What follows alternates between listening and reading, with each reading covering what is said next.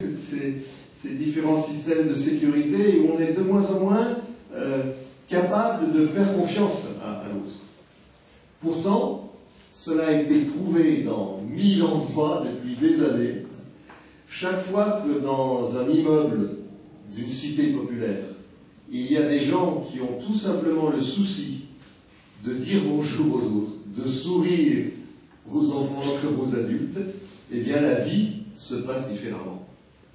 À l'inverse, à chaque fois que les gens prennent peur les uns des autres, s'enferment, etc., eh bien, il y a des conflits parce que si l'on n'a pas l'habitude de se rencontrer pour se dire bonjour, le jour où il y a un problème, eh bien, on est incapable de savoir comment procéder et on est dans le malentendu.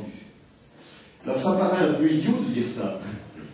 Et c'est vrai qu'on voit mal un Premier ministre dire aux habitants de France « Je vous impose de vous sourire et de vous dire bonjour chaque matin ou chaque fois que vous vous rencontrez. » Et pourtant, c'est un des éléments essentiels du vivre ensemble.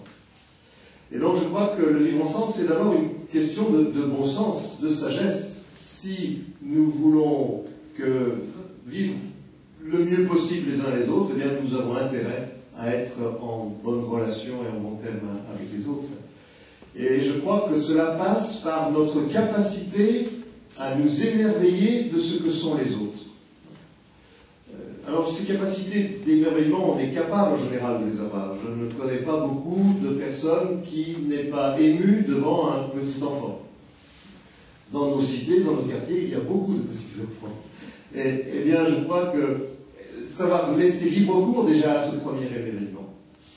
Et puis ensuite, être capable de nous émerveiller de l'héroïsme de beaucoup de gens. Et je trouve qu'on n'est pas suffisamment conscient, et là je pense en particulier aux responsables politiques, quelles que soient leurs étiquettes, pas suffisamment conscients que beaucoup de gens sont héroïques au quotidien.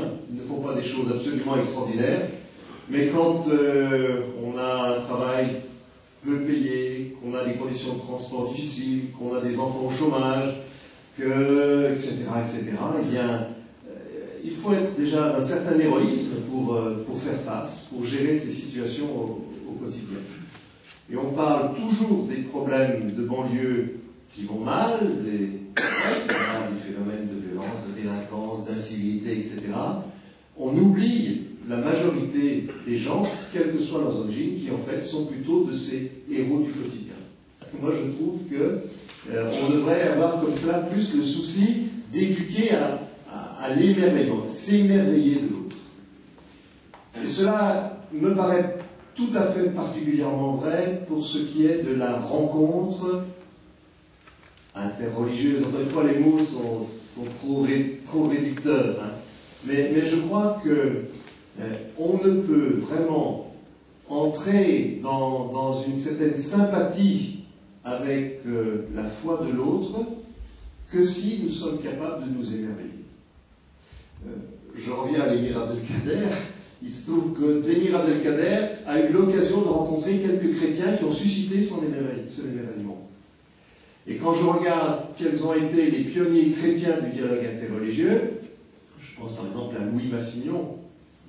Pour les plus jeunes, ça ne vous dira pas forcément quelque chose, les plus anciens, oui, qui a été ce qu'on appelait un orientaliste, un savant.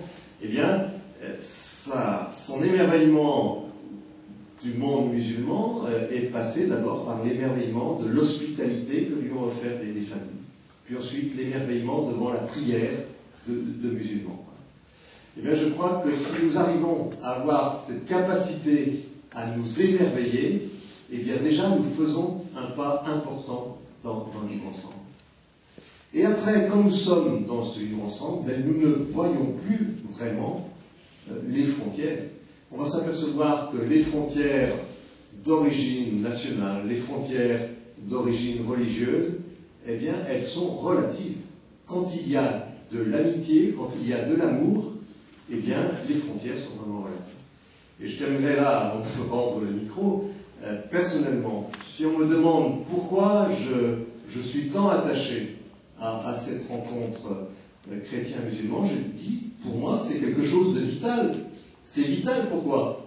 Parce que, dans mon histoire, je me suis retrouvé lié à des familles musulmanes que ces familles, pour certaines d'entre elles, sont devenues pour moi de deuxième famille, une deuxième ou une troisième famille, je ne sais pas comment il faut compter, que je ne supporte pas que l'on dise des choses qui sont fausses sur les musulmans, parce que ce sont aussi des gens que j'aime, que je sens visés par cela.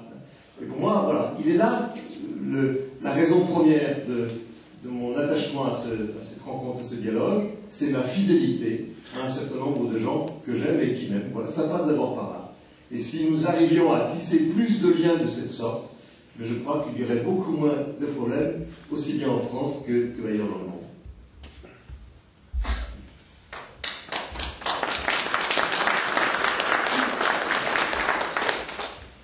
Je pense que nous avons la possibilité de faire l'expérience de deux cultures. Une culture qui s'enracine dans le terreau de la logique de la force. C'est cette logique de la force qui s'est exprimée, entre autres, par le colonialisme dont vous venez de parler. S'inscrire dans une perspective de logique de force, c'est se condamner à ne voir que son petit moi. C'est se condamner à reproduire l'expérience d'une cellule cancéreuse. Une cellule cancéreuse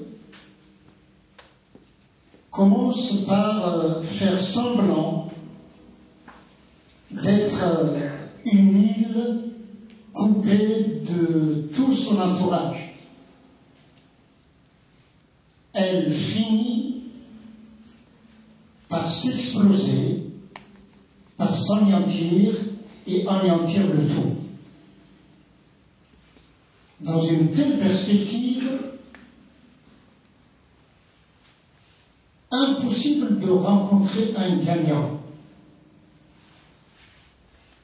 Vous ne rencontrez que des perdants. Et je pense que l'histoire de l'humanité a fait des exploits. Il est temps de faire d'autres exploits en fonction de la culture qui s'inspire de la force de la logique.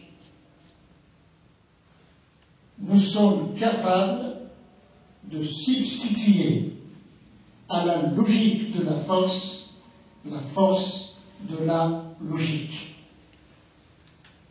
Cette force de logique va éveiller notre conscience individuelle et notre conscience collective. La première manifestation de cet éveil de conscience est de se rappeler que lorsque je viens au monde, mon arrivée au monde est le fruit d'une rencontre. Une rencontre d'amour. Nous sommes tous le fruit d'une rencontre d'une femme et d'un homme qui sont nos parents. Cette naissance biologique, je la reçois.